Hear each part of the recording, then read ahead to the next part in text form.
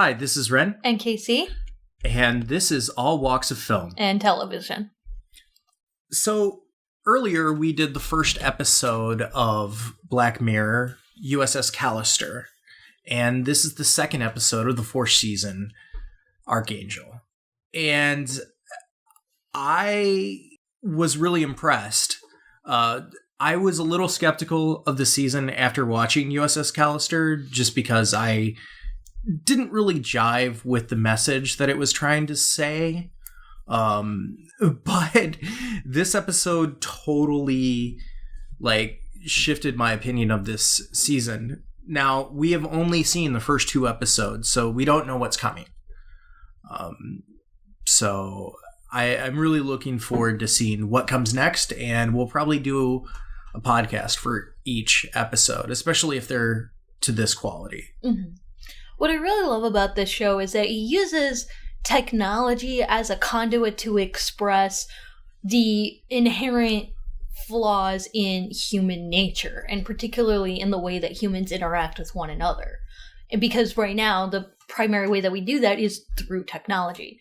So this episode was all about helicopter parenting, which was really interesting because it was kind of trying to find where that line is between, not caring enough about your kid and caring way too much about your kid. Well, maybe not caring, but being too protective.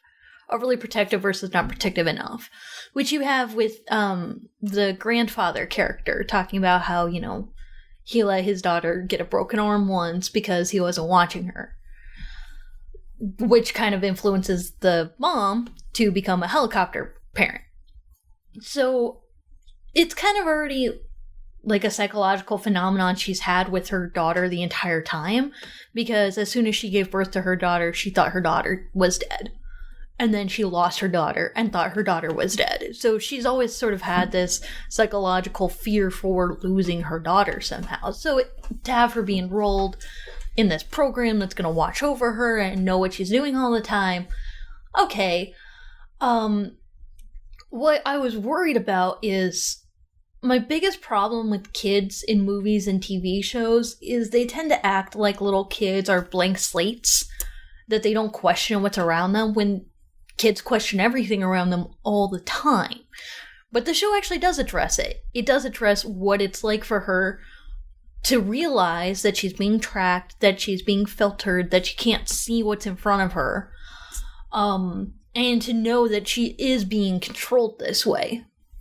And it was really interesting how, they were she starts acting out because she wants to be free to do and see and experience whatever she wants.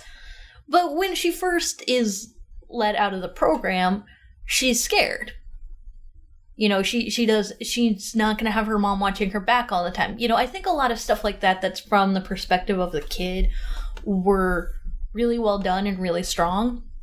And I do attribute that to Jodie Foster, to her direction, absolutely. Yeah, I also like the fact that this episode was shot from perspectives a lot, that, they were using eye levels and using first-person perspective in a lot of the episode, which, helped a lot. And this episode is treading on similar territory to The Entire History of You, which is an episode that is a lot of people's favorite of the entire series. Mm-hmm. And I actually think that this episode pushes those concepts in a much more fascinating way than just, we can record everything in our lives and, kind of play it back. The fact that it's sort of piggybacking off of that technology, right, and, illustrating how parents could use that to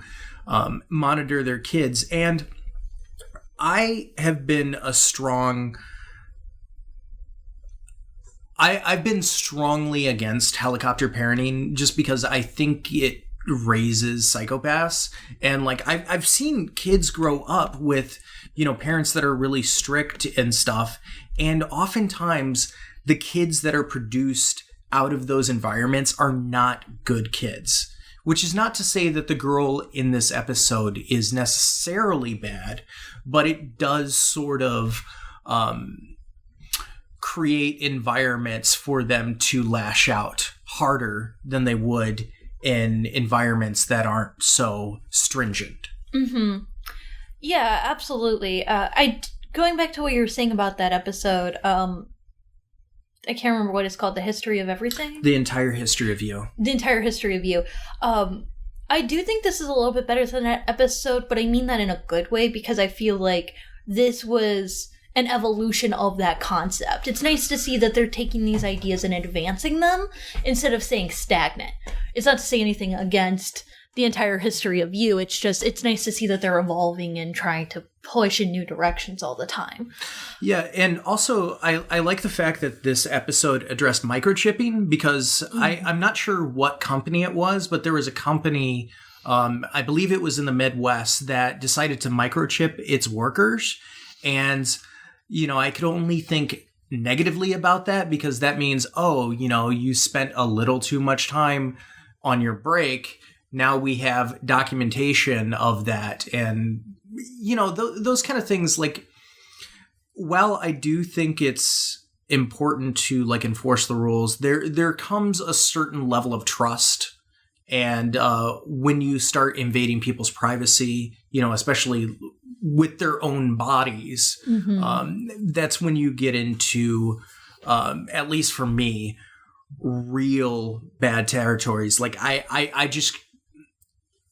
people have the right to privacy. Yeah. What this episode reminded me of more than anything else was actually a children's book that I loved when I was a kid called The Big Brown Box. Or I think it's called The Big Box. But it's a really interesting look at the controlling nature of parenting in different circumstances. The book is about these 3 kids who all live in a big brown box. And they have all these nice things where they live. They have like a bunk bed, they have movies they watch, they can eat candy, you know, that kind of thing. But it goes into the backstory of these 3 different kids with dramatically different upbringings and about how, oh, well, their parents and their teachers and the people who lived in the building with them thought that they were too out of control because they made a disturbance in class or because they played handball outside or because they would run around in the outdoors without their parents' permission, something like that. So their parents still love them, but think that they need to be monitored more, so they put them together in this box where they can't leave. They have all these niceties, but they can't actually leave and have their own freedom. And it comes down to all the kids being like, I'm not that bad, I'm a good kid, I'm acting out because I'm a kid, but, you know, if you're going to control me and what I'm doing, then I don't have any kind of freedom. You know, it's not my freedom or free. Which is entirely like the concept of this episode, because even when they turn off the they turn off the little iPad and they put it away, it's something that was always there. It's still always a restriction on the kid, Sarah, in this episode. It's something that could come back at any point. It's something that's going to be a part of her life forever. Even if her mom doesn't do anything with it, you know, the emotional trauma from when she's a little kid is always going to be a part of her. But it's also something she's just always going to have to live with. She could be watched anytime. She could have her privacy invaded at any time. She could be manipulated at any time. And you can look at that in terms of like, oh, this is where the future is going, but it's what happens every day. Yeah, and I do think that there's a problem, especially with some parents, oftentimes religious parents, that try to restrict their kids from the harsher aspects of the world, you know, and, you know, especially like near the beginning where, you know, she was restricted from like violence and, you know, anything that could be seen as traumatizing to her. And, you know, in a sense that... that was even more dangerous for her. Right. Especially like when her grandfather is, you know, I believe having a stroke. Or a heart attack, something like that. But he's trying to tell her, you need to give me a phone, and she can't hear him. Yeah. This is one of the things that I love about Black Mirror, the fact that, you know, it addresses issues that we have now, but also addresses where things could go, and eerily, unfortunately, oftentimes predicts certain aspects of the future. And I could see certain aspects of this, especially the microchipping, being a reality so that, parents could monitor their children. I mean, we have this with cell phones already. You can monitor your children by putting a program on their phone so that you can find out their location at any time. Well, it was also... that is definitely one. We already have microchipping for pets. Microchipping for kids is not that unfeasible. But it's also was kind of directly talking about the parental controls on like TV and the internet, which I thought was really interesting because you don't hear a lot of like backlash against that concept. Yeah. Because the very first time they try to use the parental controls, they're literally doing it with a TV. Controlling what the kid is and isn't able to watch on television and showing how dangerous that can be.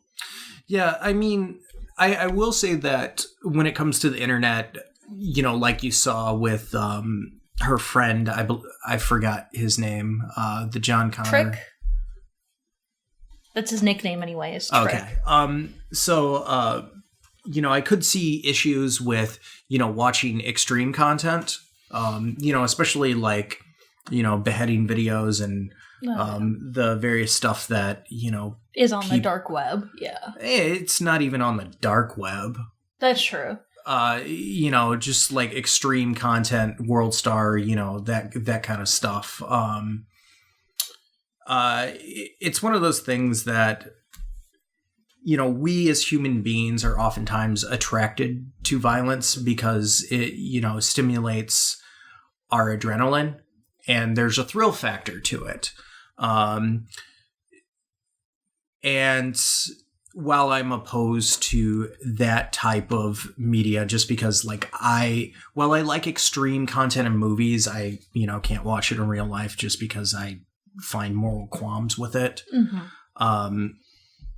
That is something that kids do look up on the internet because it's a progression, can you handle this and all this kind of stuff. So, it's sort of the modern way that kids are kind of like lashing out.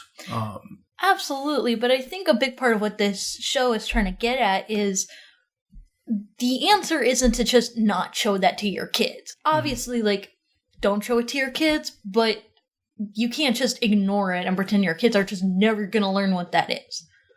I think that the real answer comes down to having to have serious conversations with your kids about what the real world is like. There was this kind of interesting thing in the show, or in the episode where she has sex with Trick, and she's talking, in his words, she's saying, all that porno crap, because that's her exposure to sex. She doesn't have anything more kind of in between of what that should be like. Yeah, and usually with helicopter parenting, the most extreme thing is not language, it's not violence, it's sex. And I like the fact that the show addressed that because, sex is something important to talk to your children about because if you don't, they'll find out in other ways. Right, exactly. And there was kind of a really interesting thing in the show, too, of the mother and daughter don't have conversations about anything. The daughter does eventually know, there is a program going on with her and, people around her kind of know that. And, the mom does tell her, oh, hey, we're going to turn the program off. And I'm not going to know where you are, But they don't have conversations about anything else. And I think that that's the biggest problem with helicopter parenting, is you're trying to hide everything from your kids instead of teach your kids how to deal with life. Yeah. Obviously, the most disturbing aspect of this episode was the ending. Well, I was going to say the fact that her mom got her an abortion without her knowledge. Emergency contraception is not an abortion, but yeah, that is really fucked up. You're controlling your daughter's physical what's the word I'm looking for? Autonomy? I'm sorry. you can't control autonomy. That's the word. Yeah, I mean, I saw it as that because of the conversation that she had with the nurse that clearly stated that she was pregnant. So. Oh, that's true. That might have actually been a problem with the show because there is an abortion pill, but emergency contraception and an abortion pill are not the same thing. Right, and that might have actually been a really serious problem with that idea on the program now that I think about it.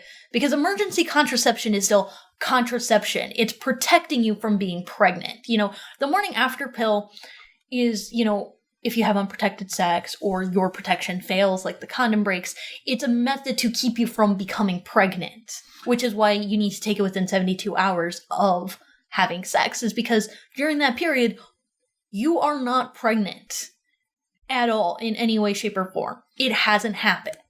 All right, so I will admit that that is kind of a big problem. I will admit that is a failure on my part to understand that certain aspect. Well, a lot of people get that mixed up because, honestly, of things like this.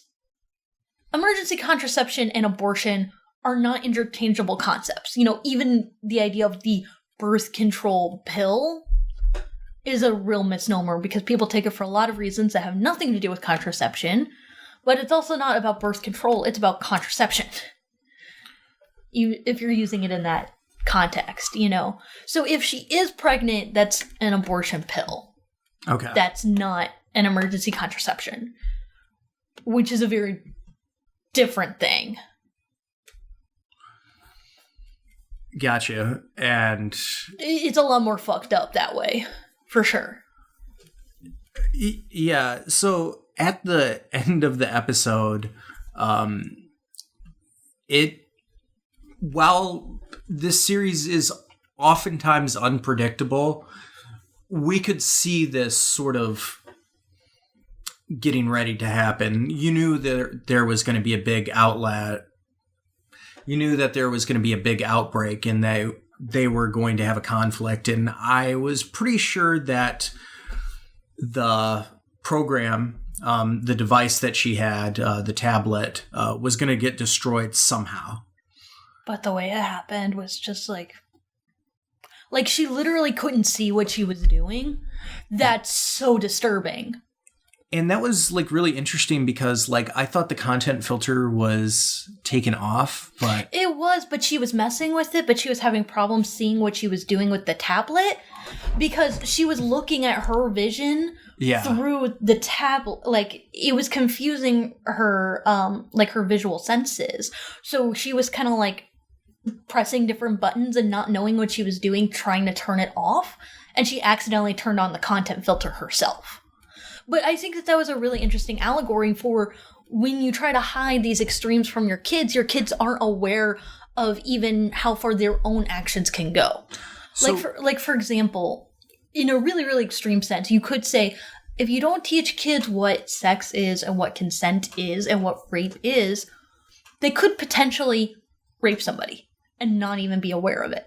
Well, look at the Steubenville case. I strongly believe that those kids knew that they were doing something wrong, but did not know the word of what they were committing.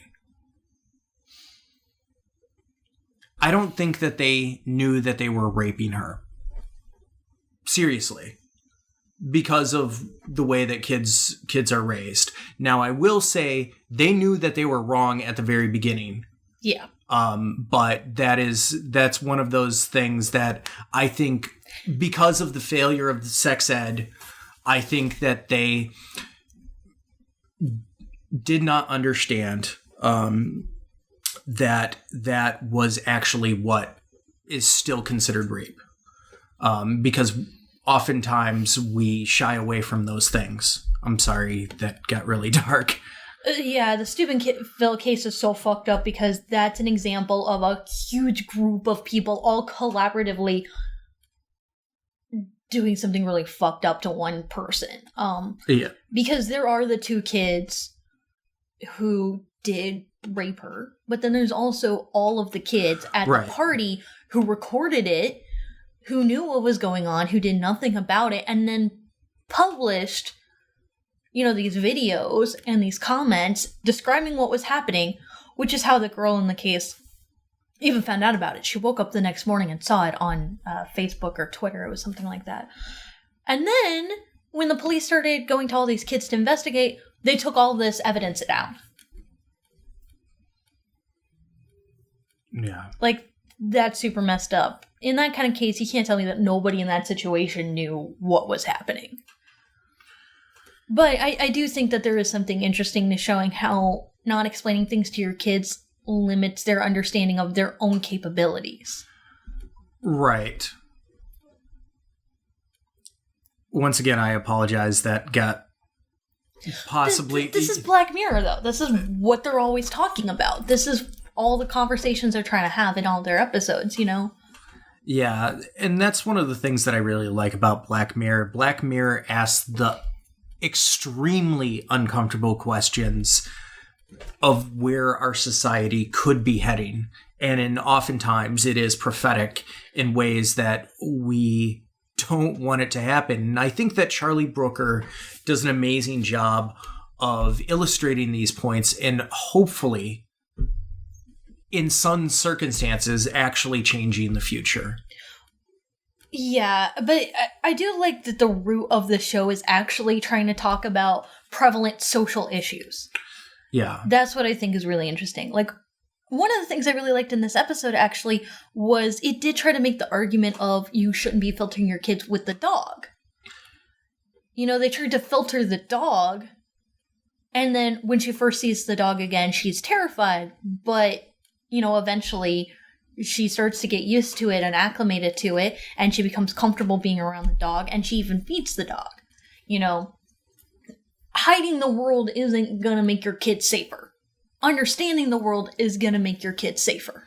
Well, yeah, and so many parents think that there's like an easy answer to this. Like, they think that, putting blocks on the internet, they think that putting restrictions on what they watch, who they hang out with, all this kind of stuff is going to change their kids.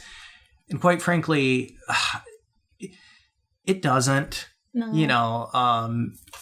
Kids are going to be exposed to things that you don't want them to, regardless of like what blocks you try to set up. So I think it's important to be open and honest with your children. Now, granted, I do think that there is a progression. Like, I don't think that, little kids should see extreme content without any sort of supervision. Yeah. And, there's certain content that I don't feel is appropriate for, small children. Yeah, of course. But you do have to start explaining to your kids how the world works. You need to actually have serious conversations about violence, about sex, about how to take care of other people, how to react in emergency situations. It's interesting, all these different things that the show is trying to address, like how do you take care of yourself? She never learns how to take care of herself because her mom is always feeding her drugs. Yeah, and that was another interesting thing that the episode addressed, is like this constant over-medicating of children. Well, there's that, but there's also, oh, my kid's a picky eater. Oh, well, just give her drugs. Well, her kid doesn't learn how to eat properly. Right. It was interesting, all these different topics that the show was trying to address, not just like the shock factor topics. Mm-hmm. Even just basic things of like, what do you do when, somebody's having a stroke? What do you do, to take care of yourself and keep yourself healthy? How do you react when you see an aggressive dog? How do you, what do you do when you're around drugs? Things like that.